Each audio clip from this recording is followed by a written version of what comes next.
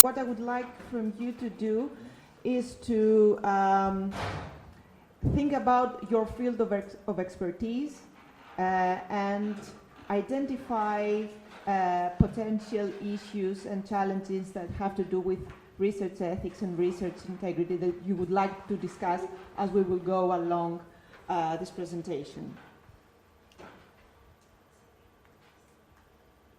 So I will give you a short overview of the basic concepts that you will use within this area of research, namely research ethics, research integrity, and the responsible research and innovation.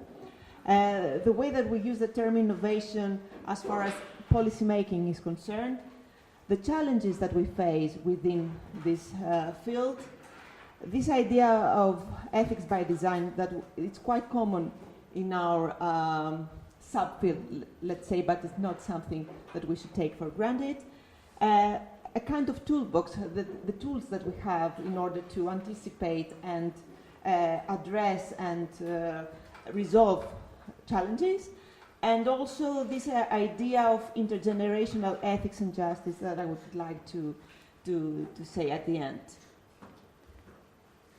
So you might already have heard about what is RRI. It's a concept that was used mainly within the European Commission Horizon 2020 funding scheme, but there is also a discussion on how this is further developed and how it is implemented within the new funding scheme Horizon Europe.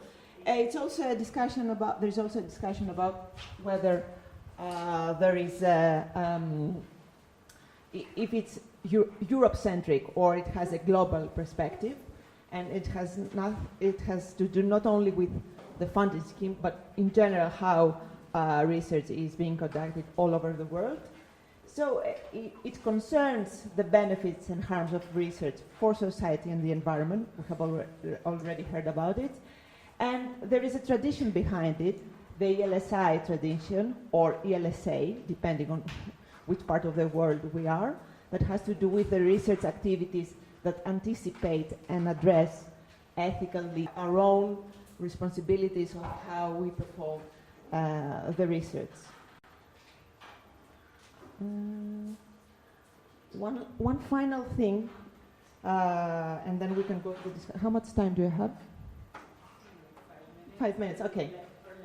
Okay, so one final thing is that discussing about innovation, you get a lot of top 10, top 100, top 20 lists from different, let's say, sources about what is the most prominent and the most new thing and what we should expect sooner or later to become part of the discussion.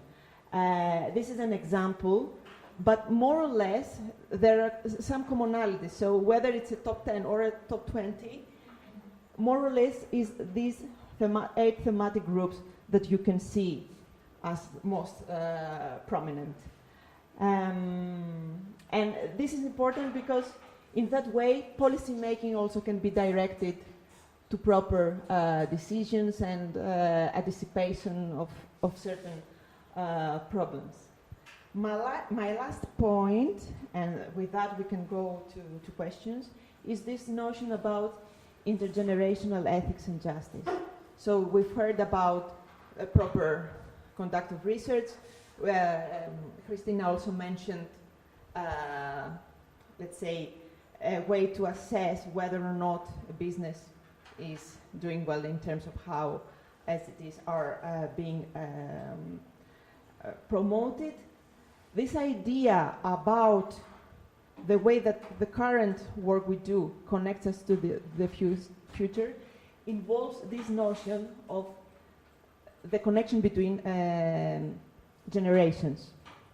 So what we do now affects the future, affects future generations, and it has this non-reciprocity. So future generations cannot be part of this, let's say, interaction. They are only the recipients of the results. So this is something that we should also take into consideration when conducting research, and particularly when we develop innovative research work. You have already heard about this. You have already heard about this as well. So I'm skipping that. And I thank you for your attention, and I'm open to questions. Thank you.